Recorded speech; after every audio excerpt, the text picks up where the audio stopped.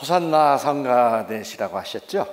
예, 호산나 성가대가 작년보다 인원이 조금 많아 보였어요, 제 눈에는. 그리고 작년보다도 훨씬 잘하시는 것 같았어요. 여러 면에서 수준이 높으신 목사님을 모시니까 이렇게 교회가 다방면으로 레벨업되고 있다 하는 걸 제가 느꼈어요. 그래서 아주 감동적으로 제가 들었습니다. 감사합니다.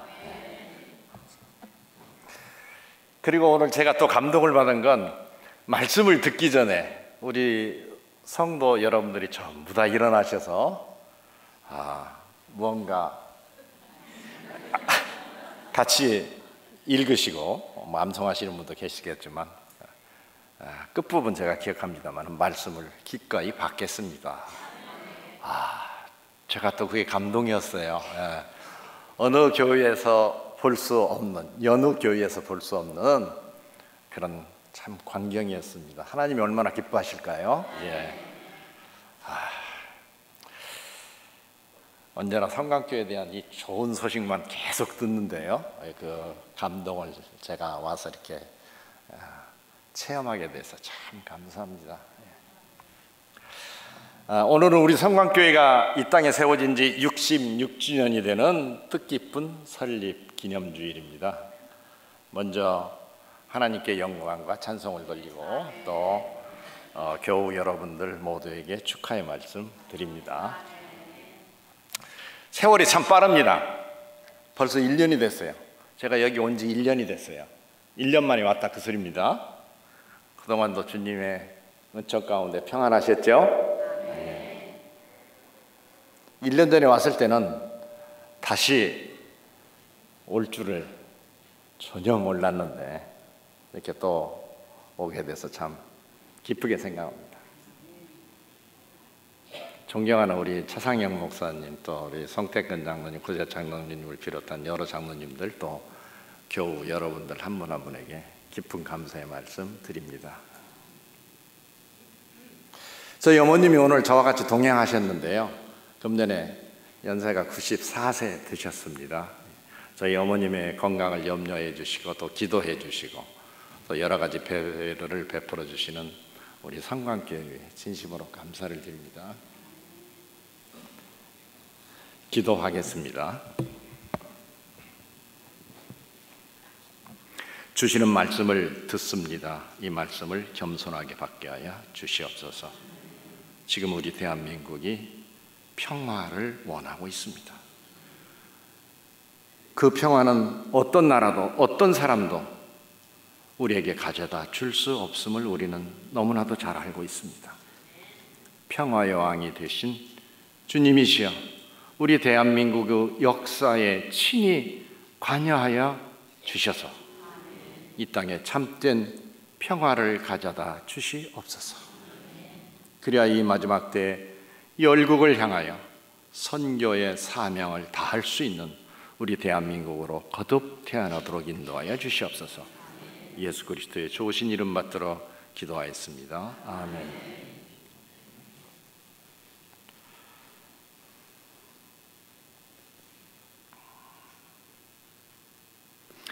독립운동가 김구 선생님은 10개의 경찰서를 짓는 것보다 하나의 교회를 짓는 것이 낫다고 하였습니다. 10개의 경찰서가 감당하지 못하는 것을 단 한 개의 교회가 감당하는 것을 보았다고 그렇게 증언했습니다. 이처럼 교회를 세우는 것은 정말로 중요한 의미를 갖습니다. 그리스도의 몸된 교회를 세워야 그리스도의 몸과 연합할 수 있고 그리스도의 몸과 연합해야 구원의 길에 이르를 수 있습니다. 어느 날 우리 주님께서는 갈릴리 호수 북쪽으로 40km 정도 떨어져 있는 가이사라 빌립보라고 하는 참으로 에덴 동산과 같이 아름다운 마을에 제자들과 함께 아마 나들이를 가신 것 같아요. 그래서 가이사라 빌립보에 가셔서 우리 예수님은 제자들에게 물어보십니다. 야, 세상 사람들이 나를 뭐라고 얘기하더냐? 이렇게 물어보니까 제자들이 대답을 하죠. 더러는 세례 요한, 더러는 엘리야, 어떤 이는 에레미야, 혹은 선지자 중에 하나라고 얘기합니다. 이 말씀을 들으신 우리 주님은 기분이 상당히 언짢아 지셨어요. 그래서 다시 물어보시죠. 야, 세상 사람들은 그렇게 얘기하지만 너희들은 나를 누구라고 생각하느냐? 이때 시몬 베드로가 대답합니다. 주는 그리스도시요 살아계신 하나님의 아들이십니다.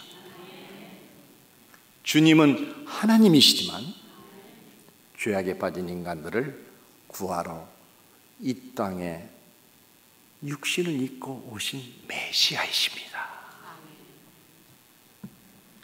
라는 베드로의 고백을 들으신 우리 주님은 매우 만족해 하셨어요.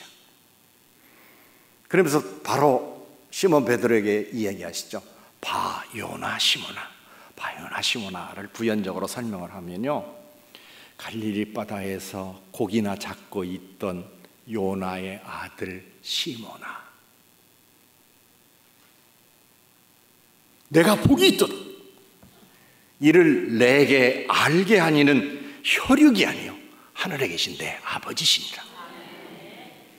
즉 타락한 인간의 본성에서 나오는 어떤 재능이나 어떤 지식이나 어떤 지혜로 알게 된 것이 아니라 하늘에 계신 성부 하나님으로부터 영적인 분별력을 얻어서 이런 고백을 한 것이라고 말씀하신 것이었어요.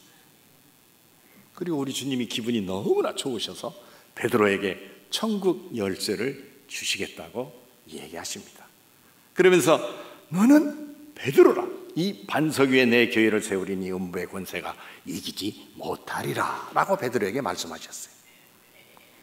그래서 그때로부터 시몬은, 베드로의 원래 이름은 시몬이에요. 그때로부터 시몬은 페트로스, 즉 베드로라는 이름을 주님으로부터 새롭게 받게 됐어요. 그 페트로스라는 말은 헬라 말로 돌덩이, 반석이라는 뜻이에요. 반석 위에 교회를 세우신다는 말씀은 베드로의 신앙 고백 위에, 그 신앙 고백을 기초로 주님의 백성이 중심을 이루는 복음적인 교회를 세우시겠다고 단언하신 거예요. 주님이 친히 세우려고 하셨던 복음적인 교회는 세상이나 인간에게 속한 것이 아니라 마치 포도나무와 그 가지처럼 주님께 속한 교회를 의미합니다. 진정한 의미의 교회는 보이지 않는 교회입니다. 건물과 같이 보이는 예배당이 진정한 의미의 교회가 아니란 뜻이에요. 주님을 구세주로 고백하는 베드로의 신앙 고백을 공유하는 믿음의 공동체가 바로 교회라는 의미예요. 지난 4월 14일자 국민일보에 이런 기사가 났어요. 북한에는 들녘이나 산이나 토굴이나 지하에서 예배를 드리는 지하 교인들이 적게는 20만 명에서 많게는 50만 명이 있다고 보도했어요. 아시다시피 북한에서 예배를 드리다가, 아니 집안에서 성경책이나 찬송가라도 발견이 되면 식구들 전체가 수용소로 끌려가 엄청나게 고생하다가 끝내는 학살을 당하고 만다고 하는 거 여러분들 잘 아시죠? 현재 10만 명 이상의 기독교인들이 수용소에 수용되어 있다고 전해집니다. 10만 명. 이런 지하교회를 돕기 위해서 지금도 우리 한국인 선교사들이 북한으로 들어가고 있어요. 저는 지난 5월 24일에 카톡으로 문자 한 건을 받았습니다. 지금 북한에 들어가 있는 우리 한국인 선교사가 몇 명인지는 정확히 파악을 못합니다만 그 중에 일단의 26명의 선교사들이 지난 몇 년 동안에 북한 당국으로부터 적발이 돼가지고 23명이 학살을 당했어요. 그리고 현재 3명이 남아있는데 그 3명도 아마 발각이 돼서 곧 죽을지 모르겠다. 이를 위해서 기도를 해달라고 하는 그런 카톡 문자 있어요. 초기 기독교 시절에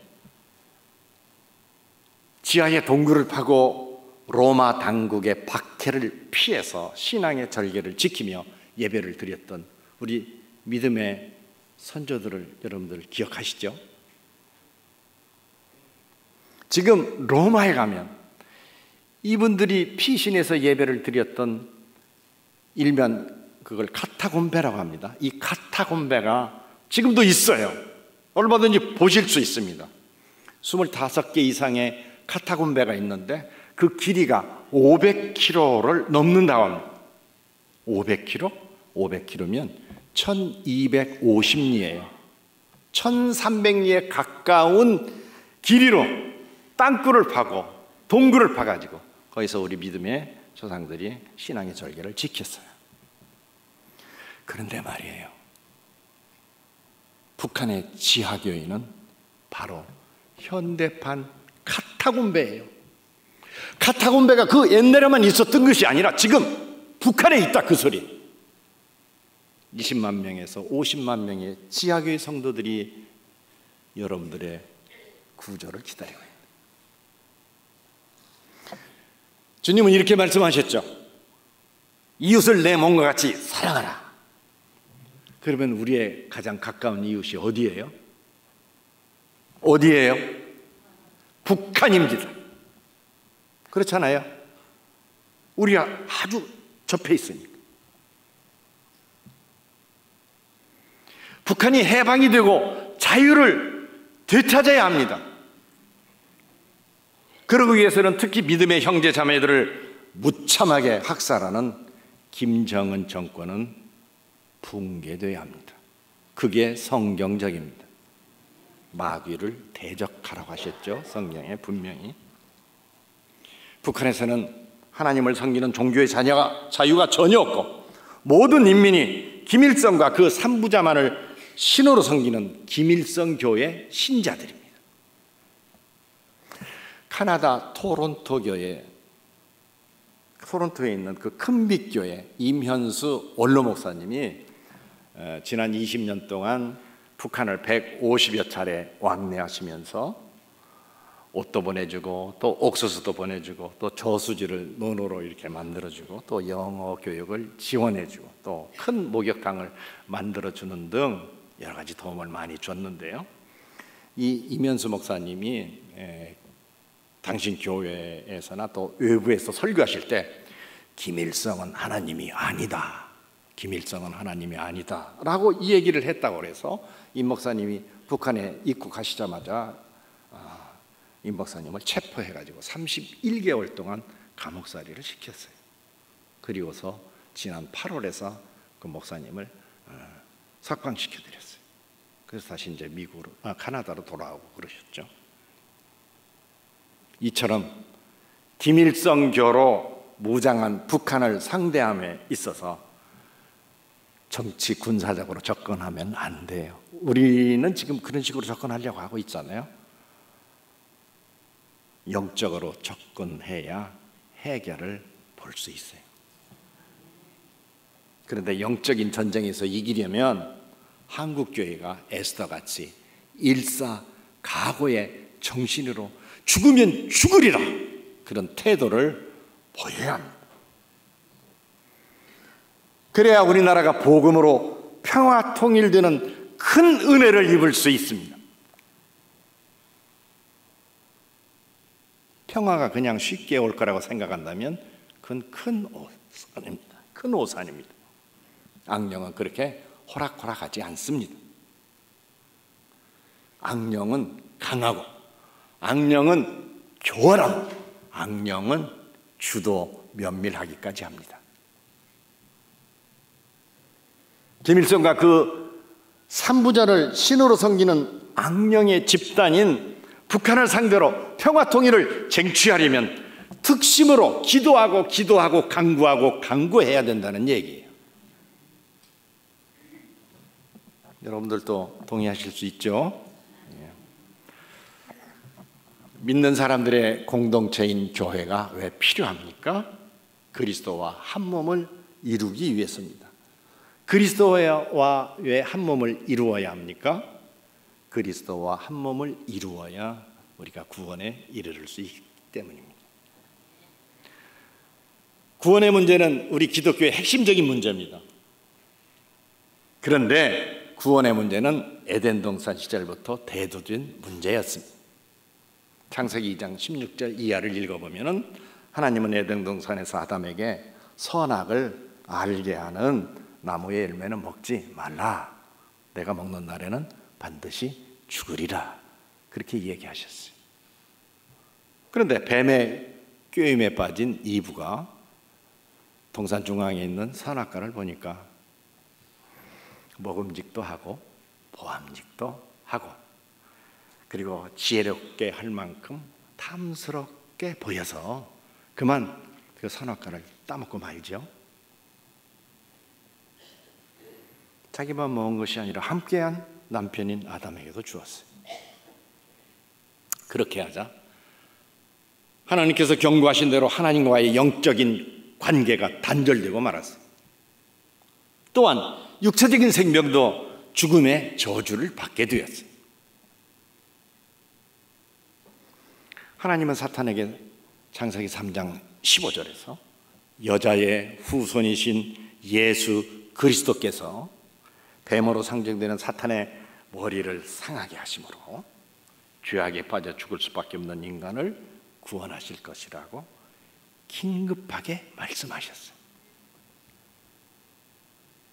이러한 에덴 동산에서의 인간 구원에 대한 하나님의 계획은 베드로의 신앙 고백 위에 주님의 몸된 교회를 세우시는 것을 통해서 가능하게 되었습니다. 교회의 근본적인 내용을 이루는 베드로의 신앙 고백은 어떤 종교적인 교리와도 타협할 수 없습니다. 한치라도 신앙적인 양보가 있을 수 없습니다. 우리는 순결한 처녀가 되어야 신랑 되신 주님을 맞이할 수 있기 때문입니다. 우리를 구원하여 주시고 우리를 중보하여 주실 분은 오직 예수 그리스도 한 분뿐이십니다. 선행적인 은총에 관해서 잠깐 말씀드려 보겠습니다. 로마서 5장 8절에서 우리가 아직 죄인 되었을 때에 그리스도께서 우리를 위하여 죽으심으로 하나님께서 우리에 대한 자기의 사랑을 확증하셨느니라. 오늘 읽으신 본문 말씀이죠. 이것은 전적으로 타락한 인간이 믿음을 갖기 이전에 하나님의 은총이 먼저 선재하여 있었다는 것을 의미합니다. 이것이야말로 모든 사람들에게 거저주시는 만인을 위한 은총입니다. 그 만인을 위한 은총은 지금도 우리들에게 같은 영향을 주고 있습니다. 그런데 베드로와 같은 신앙 고백은 성령 하나님께서 우리에게 선물로 주시는 은총이라고 말할 수 있지요. 구원의 은총이 선물로 주어지는 것이라고 한다면 우리는 아무것도 할 필요가 없을까요? 그런데 하나님 나라에 들어가기 위해서는 물과 성령으로 거듭나야 한다고 요한복음 3장에서 우리 주님께서 니고데모에게 분명히 얘기하셨습니다. 여기에서의 물은 영적인 의미가 있습니다. 영적인 의미에서의 물을 설명하기 전에 우리가 현실 생활에서 접하는 물에 대해서 잠깐 이야기해 보겠습니다. 우리 인간의 몸에서 약 12%의 수분이 빠져나가면 우리는 죽게 된답니다. 지금 여러분들의 몸은 약 70% 정도가 물이에요. 그런데 남자가 여자보다 약 10% 정도 수분이 더 많다는 거 아세요? 여자는 체지방이 많아가지고 수분이 그렇게 많이 필요하지 않답니다. 그래서 사실은 남자가 여자보다 더 부드럽고 유연하다. 그 말이 맞는 말이에요. 여자가 남자보다 부드럽다고 하시죠. 천만에 남자가 여자보다 10% 정도 더 부드럽습니다. 수분이 그만큼 더 많으니까요, 여자보다. 하여튼 우리 인간의 몸은 약 70%가 물로 되어 있어요. 물을 많이 마시면 건강해진다고 하죠. 그래서 하루에 평균적으로 2리터 이상은 물을 마셔야 된다. 큰 페트병으로. 여러분들 그렇게 마시기 좀 어려우시죠? 그런데 하여튼 물을 많이 마셔야 건강하게 오래 사십니다. 또 얼굴도 예뻐지십니다. 물은 사람의 몸에서 끊임없이 움직이며 또 소화력을 증진시키고 영양소와 노폐물을 운반하고 빈혈을 예방하고 그 다음에 체온 조절을 하고 혈압이나 혈당치를 유지하고 체내 기능을 조절하며 그리고 스트레스를 해소시켜 주기까지 한답니다. 신경질이 많은 사람은 대부분 물을 적게 마시는 사람이래요. 물을 많이 마시세요. 하나님의 천지창조에 관해서 잠깐 이야기해 봅시다. 우리 하나님께서는 첫째 날에 뭘 만드셨죠? 뭘 만드셨죠? 첫째 날에 빛을 만드셨어요. 그 다음에 두 번째 날에 궁창을 만드셨어요. 세 번째 날에 나무와 채소를 만드셨어요. 네 번째 날에 해와 달과 별을 만드셨어요.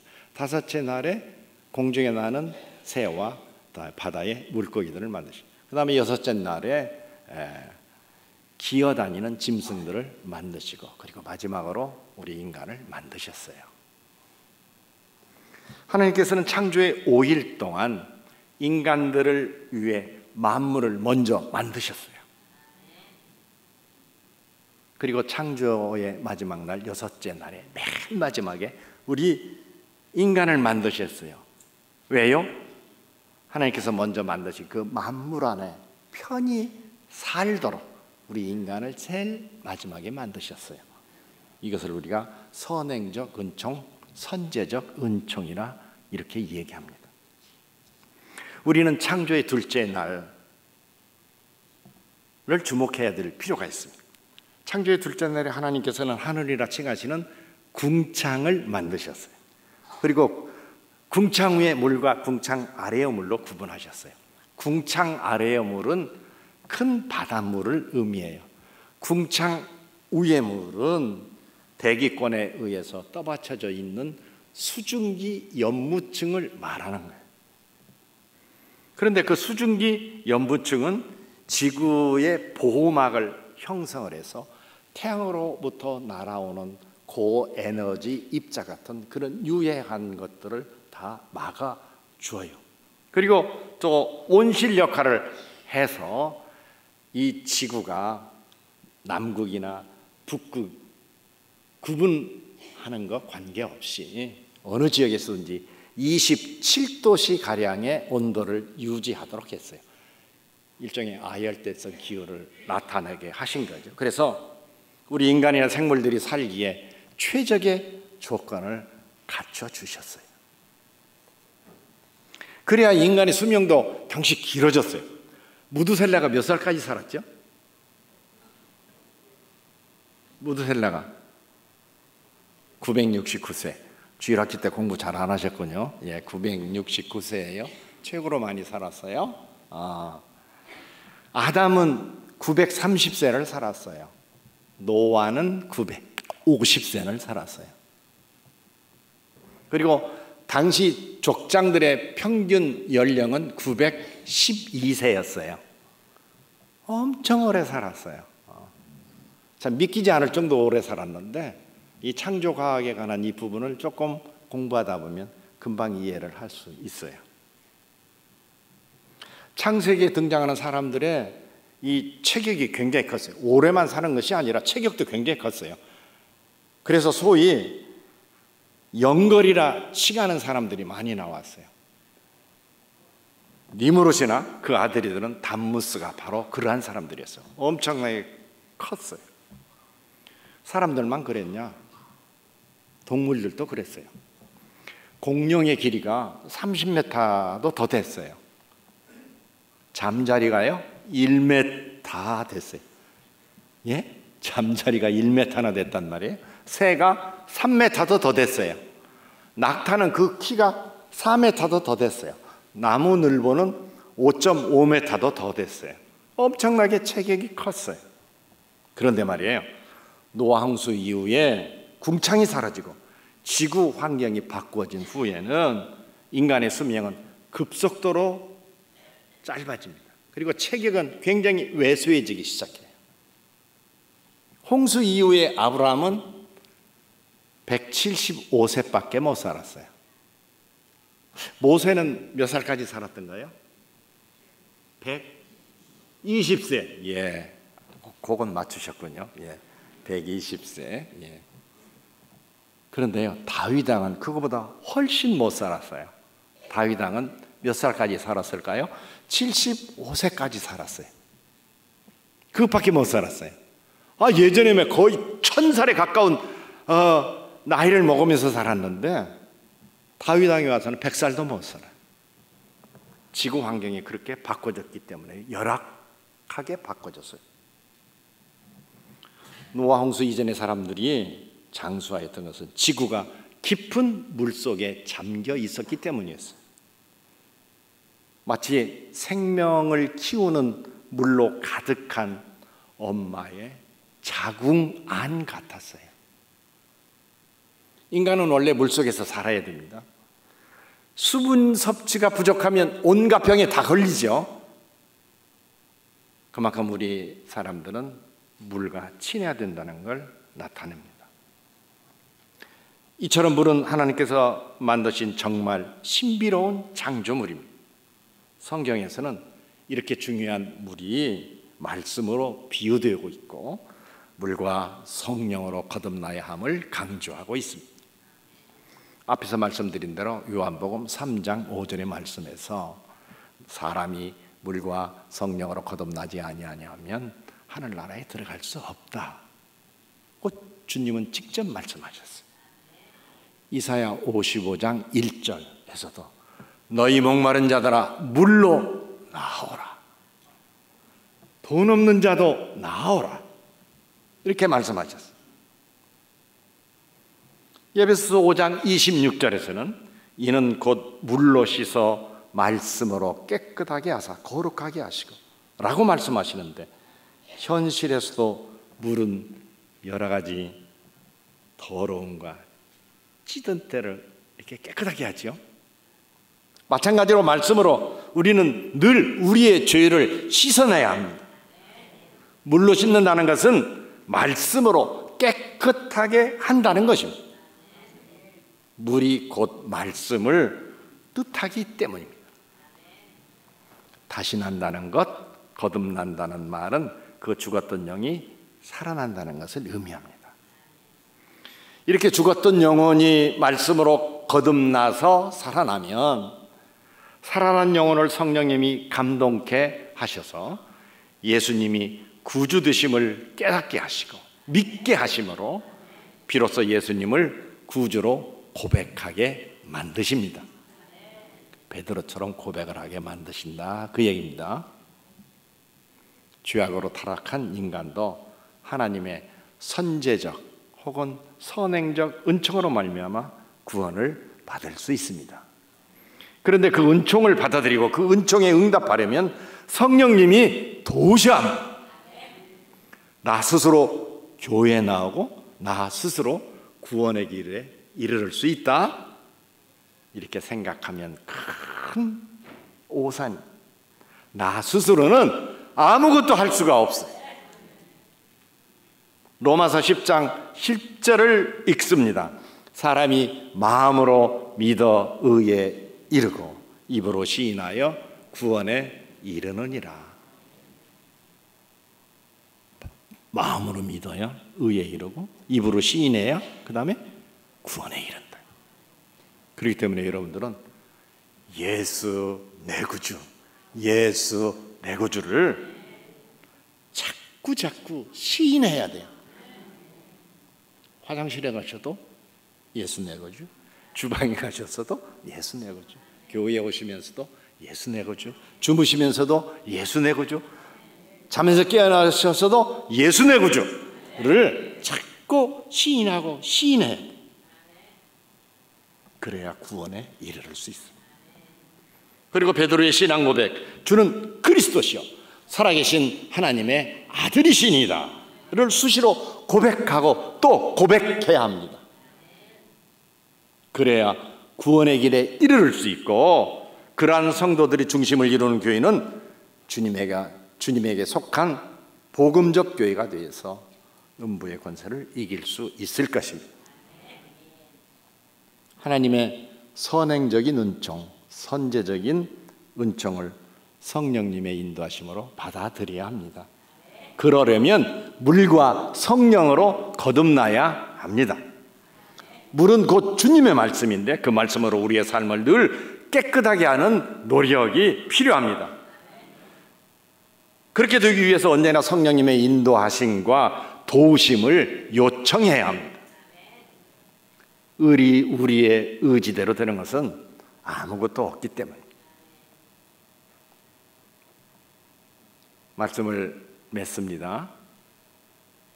여러분들 부디 베드로의 고백적 신앙 위에, 반석 위에 교회를 굳건하게 세워감으로 음부의 권세가 이기지 못하는 우리 성광교회와 성광교회 교회 여러분들 되시기를 진심으로 바랍니다. 기도하겠습니다. 사도 베드로의 신앙 고백이 매일매일 우리 모두의 고백이 되도록 인도하여 주시옵소서. 우리가 죄인 되었을 때에 십자가 구속의 은총을 값없이 베풀어 주심을 감사드리게 하시고, 그 선행적 선제적인 은총이 우리의 은총이 되기 위하여 매일매일 저희들 물과 성령으로 거듭나는 삶을 살아갈 수 있도록 인도하여 주시옵소서. 예수 그리스도의 이름 받들어 기도하였습니다.